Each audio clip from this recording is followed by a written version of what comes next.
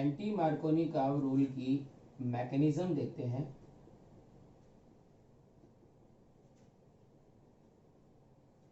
Alkene पर HBr की reaction organic peroxide हम ले लेते हैं बेंजोइल पेरोक्साइड की प्रेजेंस में कराएंगे।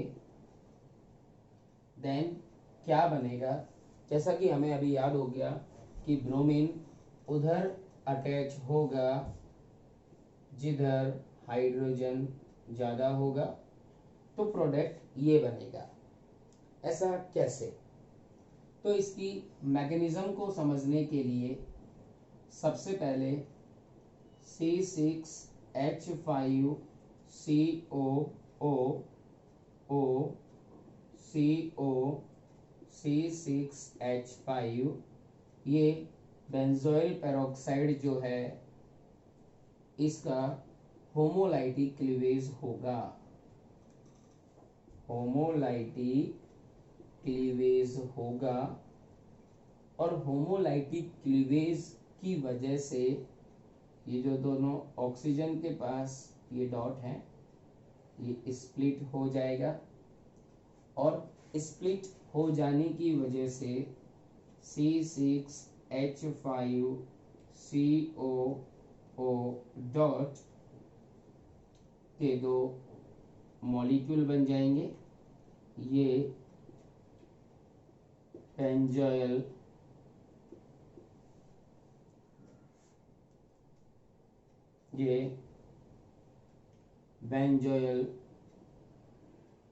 फ्री रेडिकल है।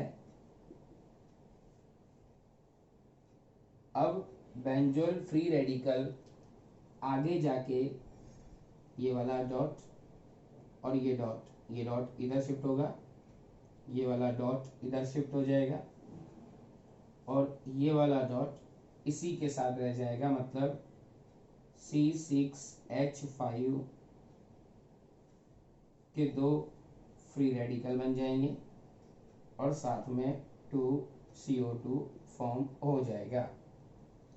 ये जो C6H5 डॉट है दरअसल ये HBr के साथ फर्दर रिएक्शन करेगा।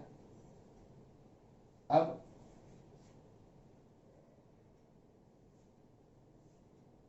HBr के साथ C6H5 डॉट, अब बताइए H डॉट और Br डॉट में से किसके डॉट के साथ में रिएक्शन करेगा? C6H5 डॉट अगर इस Br डॉट के साथ में रिएक्शन कर ले तो C6H5 Br बन जाएगा और साथ के साथ H डॉट। और हम प्रीवियस वीडियो में आपको सिखा चुके हैं कि फ्री रेडिकल के केस में H डॉट फॉर्म नहीं होता है, तो होगा क्या, ये डॉट इसके डॉट के साथ C6H6 और साथ में Br डॉट बनाएगा। अब ये जो Br डॉट है, Br डॉट वो एल्कीन के साथ में रिएक्शन करेगा, एल्कीन के साथ रिएक्शन करेगा। अब एल्कीन के साथ रिएक्शन करने के बाद दो पॉसिबिलिटी हमारे सामने आएगी, एक तो ये डॉट इस वाले कार्बन के डॉट के साथ, या ये डॉट इस वाले कार्बन के डॉट के साथ रिएक्शन करे। अगर ये वाला डॉट इस वाले डॉट के साथ रिएक्शन करता है तो RCH ये डॉट Br डॉट के साथ में रिएक्शन करके ये बॉन्ड बना लेगा और ये बन जाएगा आपका CH2 डॉट। नेक्स्ट पॉसिबिलिटी, अगर ये डॉट इसके डॉट के साथ रिएक्शन करे तो RCH डॉट CH2 Br बन जाएगा। जी, इन दोनों में से more favourable, more correct, more stable कौन सा है? तो फ्री रेडिकल के केस में आप ये तो समझ ही गए होंगे, ये 1 डिग्री फ्री रेडिकल, ये 2 डिग्री फ्री रेडिकल, और 1 डिग्री और 2 डिग्री में से मोर स्टेबल कौन सा होता है? Of course 2 degree more stable means more form. अब ये ज्यादा बनेगा, तो अब क्या होगा, इस पर अगेन HBr की रिएक्शन होगी और HBr में से H डॉट और Br डॉट का ये H डॉट इसके साथ चला जाएगा और R CH2 Br बन जाएगा और बाहर Br डॉट रिलीज हो जाएगा। तो आपने देखा कि ब्रोमीन कहाँ अटैक हुआ, जिधर हाइड्रोजन ज्यादा होगा। इस तरह से ये थी मैकेनिज्म। इसके अंदर आपने देखा फ्री रेडिकल फॉर्म हुए, पहला अटैक फ्री रेडिकल का हुआ। इसमें आपने देखा H और Br दोनों के दोनों एल्कीन पर जाकर के अटैक हो गए, यानी HBr का अटैक एल्कीन पर अगर फ्री रेडिकल के केस में होता है तो वो एग्जाम्पल है फ्री रेडिकल एडिशन रिएक्शन, यानी ये एग्जाम्पल रहेगा फ्री रेडिकल एडिशन रिएक्शन।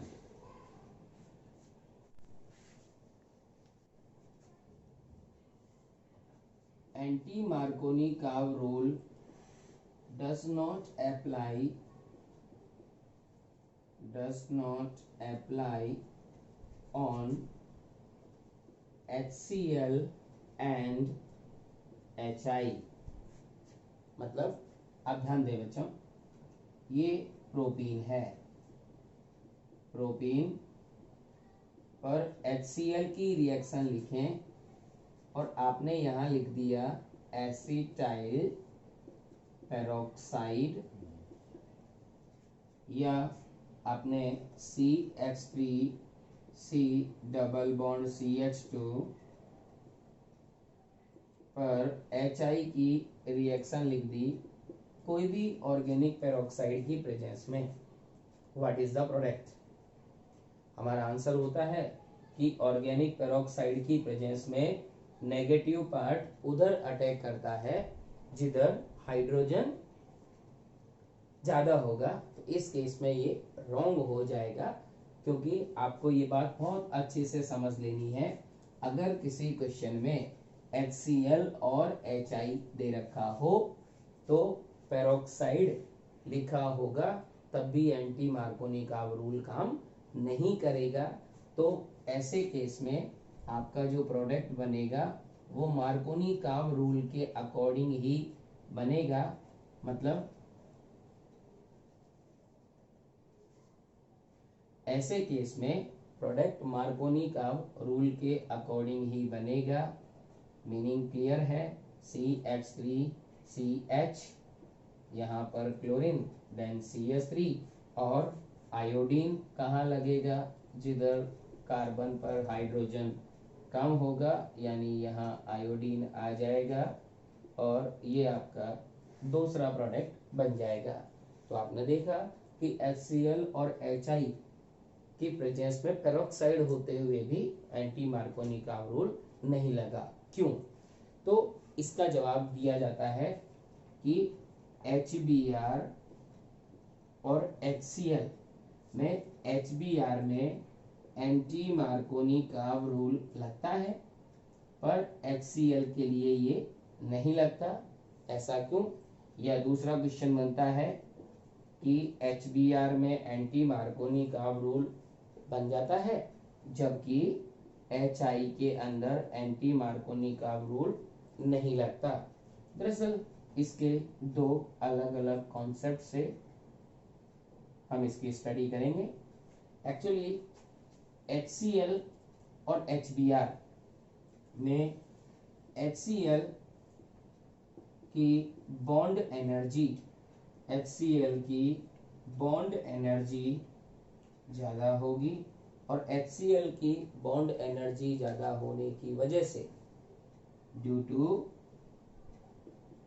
मोर बॉन्ड एनर्जी Cl डॉट यानी chlorine free radical will not form easily. ध्यान दें, chlorine free radical easily form नहीं होगा क्योंकि बॉन्ड एनर्जी HCl की ज़्यादा है HBr के कंपैरिजन में। दैट इज वाई ये मार्कोनी का रूल HBr के लिए आसान है कंपैरिजन टू HCl। अगर यही एक्सप्लेनेशन HI के लिए देना हो तो नो डाउट HI को लीस्ट बॉन्ड एनर्जी चाहिए, but I dot easily form, but